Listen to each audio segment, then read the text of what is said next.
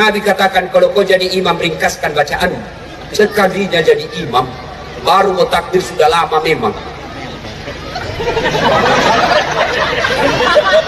Apa itu? Aku tinggal langkah selesai. Dalam Islam, berbeda pendapat boleh. Yang dilarang, memaki dan menghina yang berbeda pendapat. Kenapa ada dalam Islam berbeda pendapat? Karena yang kita terima hadis itu hanya dalam bentuk teks. Tidak ada video, tidak ada foto. Maka kita beda-beda memaknainya. Contoh, saya melihat Nabi takbir sejajar dengan bahunya. Ada dibasuh sejajar dengan bahu. Tidak ada foto, tidak ada video. Maka ulama berbeda pendapat. Ada yang begini, Allahu Akbar. Kenapa? Karena dilihat dari depan. Ada yang begini, Allahu Akbar. Kenapa? Karena dilihat dari atas, sejajarnya begini. Mau begini silahkan, mau begini silahkan. Ada juga yang begini, Allah. Silahkan, jangan kasih salah orang. Meletakkan tangan saja salat takbir itu kan baru wajib. Allahu Akbar. Pertama, antara pusat dengan dada.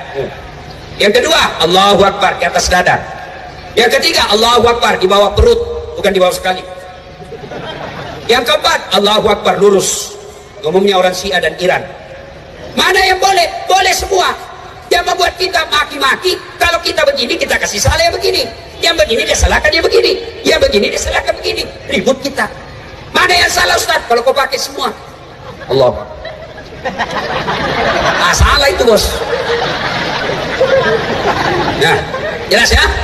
Ah, berjamaah. Yang ketiga, kenapa orang malas datang berjamaah ke masjid? Karena manajemen masjid tidak bagus. Tolong kalau ada pengurus masjid di sini, jangan simpan saldo itu uang. Sedekahnya orang tiap maghrib, sedekahnya orang tiap Jumat, jangan kau simpan di bank. Ketika kau simpan di bank, apalagi bank konvensional, maka uangnya orang mengendap, tidak jalan amal jariahnya. Jadikan dia keran air, jadikan dia tegel, jadikan dia sound system, jadikan dia horden, jadikan dia jam, jadikan dia AC supaya jalan itu amalnya orang. Saldo kas 70 juta, kita masuk toilet tidak ada airnya. Masih bagus kalau kencing Pak, masih bisa diselesaikan. Tapi kalau itu yang kuning, mana kita mau keluar begini bos? Tidak ada air. Apalagi penyebab orang malas ke masjid, manajemen masjid tidak bagus. Ada sebut manajemen masjid tidak bagus. Ada masjid saya Pak kecil, imamnya penghafal Quran, muadzinnya saya bikin lomba azan, yang menang saya kasih hadiah. Kemudian saya jadikan tukang azan, saya gaji layaknya pegawai tiap bulan.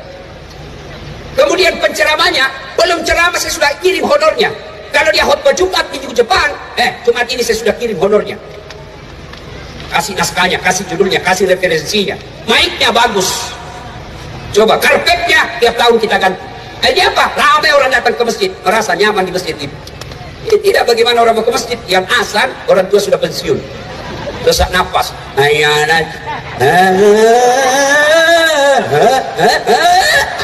Dia bilang ada itu lagi orang tua yang azan, itu lagi. Gimana anak muda mau ke masjid mencengkelkan azannya? Yang kedua, karpetnya sudah 7 kali lebaran tidak pernah diganti. Begitu kita sujud, teh cicak didapat. Sound sistemnya begitu takbir imam langsung storing. Allah. Mau diperbaiki, kita sudah takbir. Masa ditahan sampai selesai sholat? Apalagi yang membuat orang malas ke masjid, penceramanya dari salam pertama sampai terakhir neraka terus dia cerita. Kau dibanting, dilipat, dipotong lehermu, ditusuk mataku, keluar gitu.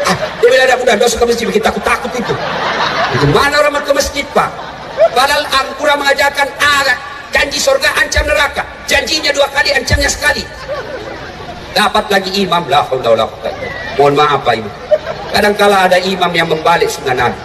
Nabi katakan kalau kau jadi imam, ringkaskan bacaan. Sekalinya jadi imam, baru mau takbir sudah lama memang. Apa itu? Aku tinggal langkah selesai. Kata Nabi kalau kau jadi imam, ringkaskan bacaan. Itulah sebabnya sebelum angkat takbir kita sunnah salat jami' rahimakumullah. Balik kalian ke belakang. Kenapa? Lihat pasukanmu. Barangkali banyak orang tua kau siksa rematik. Jatuh kepalanya belum selesai, naik lagi. Belum selesai, jatuh lagi, kesian kepalanya. Bulan lagi, naik lagi. Ada anak muda pulang sholat subuh. Enak sholat subuh Ustaz? Apa enak? Aliran sesat itu mesti. Kenapa aliran sesat? Dia sholat subuh 3 rakaat. Saya bilang bukan aliran sesat, kau yang dongo. Itu namanya sujud tilawah. Makanya imam sebelum kau lakukan jelaskan dulu sama jamaahmu. Saudara-saudara sekalian, ini malam Jumat kita sujud tilawah. Udah sholat, dia bilang, ampun saya Ustaz, tak mau lagi saya ke sana. Kenapa deh? Itu imam masa surah Yasin dibagi dua. Ampun anak muda. Makanya Nabi katakan ringkas. Itu ajaran Nabi. Banyak saya lihat imam, dia senang yang baca yang susah-susah dan panjang. Tak tahu dan sunnah dari mana. Kata Nabi, kalau kau jadi imam, ringkaskan bacaanmu. Di belakang ada ibu-ibu yang mau kentut. Di belakang ada polisi pakai sepatu baru, dia lupa parkir. Gila sudah sepatu. Ayo. Maka Nabi katakan ringkaskan. Ada juga itu pernah Nabi, karena ada anak-anak yang lagi sholat, ada orang tua bawa anaknya, nangis anaknya di belakang. Nabi dengar, diringkaskan cepat sholatnya. Kenapa? Karena memperhatikan anak yang lagi nangis. Ini sekalinya anaknya orang nangis, tambah dia kasih panjang. Rasa kau siapa suruh bawa anak-anak ke masjid. Yang kedua kata Nabi, kalau kau jadi imam, bacalah yang umumnya orang hafal. Kenapa disunahkan umumnya orang hafal? Satu, supaya orang khusyuk bisa ikut. Coba kalau imam membaca Al-Fatihah, semua jamaah ikut. Kenapa? Karena kita hafal. Begitu surah pendek beliau membaca, imam yang membaca Wadduha, kita bisa ikut. Kenapa? Kita hafal. Tapi begitu imam membaca surah Al-Anfal ayat 7 sampai 89, dia khusyuk dengan bacaannya, kita khusyuk dengan hayalan. Kita mau ikut, tidak dihafal, mau suruhku belum selesai, terpaksa kita baca semua di dinding masjid.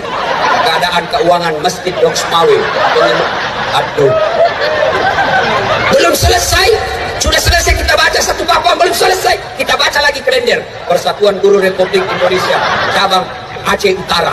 Nah, belum selesai, bajunya lagi orang dibaca, caleg DPR RI nomor 7. Ada juga memang imam yang begini, dia rasa hebat kalau dia baca yang susah-susah.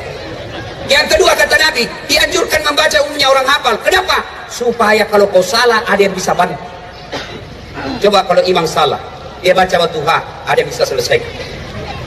Tapi begitu imam membaca Al-Anfal salah, hadapi dirimu sendiri.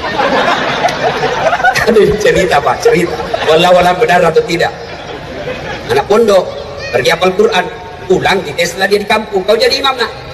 Dia sombonglah, dia baca yang panjang-panjang. Begitu lagi dia baca, tiba-tiba ada cicak jatuh dekat kepalanya, kena ini telinganya, stres hilang hafalan. Dan dia tahu apa sebagainya ya. Dia ingat, dia lupa betul suasana masjid hening. Ada yang bisa. Tiba-tiba Pak Imam bilang, tolong bantu di belakang. Dia bilang yang di belakang, saya juga tidak tahu. Tiba-tiba ada anak muda berteriak, bilang, kalau begitu ya sudah lawak. Siapa yang salah? Siapa yang salah? Siapa yang salah? Imam. Ini kejadian waktu saya alami, ini kisah nyata. Waktu saya SMP di kampung, lagi sujud, lama sekali imam sujud. Dan seperti biasanya, lama betul, tunggu tidak naik. Tiba-tiba ada kawan saya, dia angkat kepalanya, langsung dia teriak, hilang imam. Ternyata imam tinggalkan saf, dia keluar pintu depan. Kacau masjid Pak. Selesai sholat kita tanya, Pak Imam, kenapa kau tinggalkan saf? Dia bilang, saya kentut. Lain kali kau kasih naik dulu kepala kita supaya kau dilihat. Dia bilang, justru saya sengaja karena saya malu kau lihat saya. Kacau salah. Siapa yang salah? Siapa yang salah? Imam. Maka hati-hati pilih imam. Ya. Nah, kita juga jamaah ada etikanya.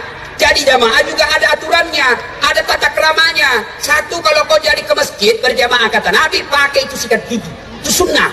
Apalagi kalau subuh, kau dah sikat gigi buru-buru lagi. Assalamualaikum, orang balik kau menguap sampai mati diingat itu mulutmu bisu. Yang kedua, kalau kau jadi makmum, jangan kau paksakan mazhabmu, jangan kau paksakan pendapatmu, terutama itu yang kaki. Jari-jari, kalau kau mau kasih dempet jari-jarimu sama orang di sampingmu, kasih tahu dulu, Pak, boleh kasih rapat jari-jari kaki saya? Kalau dia bilang boleh, silahkan. Kalau tidak, jangan, karena terganggu orang. Sekarang kita kasih pindah lagi. Saya jengkel karena saya kalau disentuh kakiku saya pikir saya kasih pindah pula, dikasih naik lagi. Sekali ku ingat kasih begini. Saya tanya, kenapa kau ganggu kakiku? Supaya sap rapat Ustaz. Kalau kau mau rapat sap, bukan jari-jari yang kau kasih rapat. Apa? Jari-jari kaki boleh rapat, tapi sapnya renggang. Kau begini, renggang. Tapi ini pasti rapat. Kemudian dia belakang imam itu tidak boleh orang sembarang. Itu orang yang harus bagus bacaannya. Kenapa? Karena kalau salah imam dia yang maju bertanggung jawab.